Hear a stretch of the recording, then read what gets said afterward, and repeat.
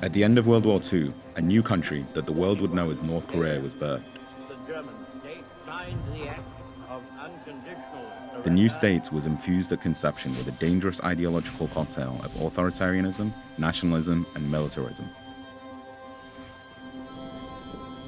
Just 5 years after taking power, Kim Il-sung attacked the South in an attempt to reunify Korea by force. Conflict engulfed the peninsula for 3 years, costing the lives of millions of people. After fighting to a draw, the regime focused its attention back inside the country. Extreme socialist ideology drove the government towards total control of the economy and society, with cradle-to-grave propaganda designed to secure the people's loyalty, and even the slightest flicker of dissent crushed with brutal repression.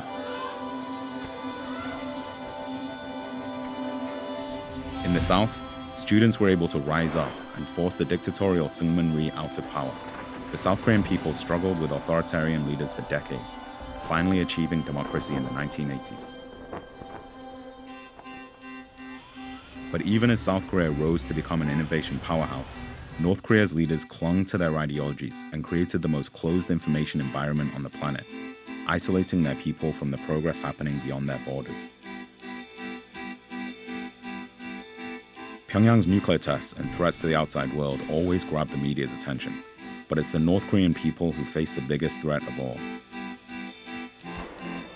In the 1990s, North Korea's socialist economy collapsed, triggering a devastating famine that changed the relationship between the government and the people forever. The North Korean people had to get creative to survive, so they took the economy into their own hands and started trading in new markets known as Jangmadang.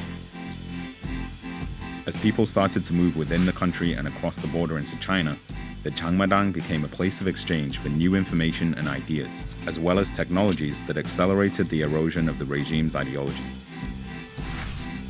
Despite the ever-present threat of brutal repression, the North Korean people were starting to break the rules and open up their country from the inside.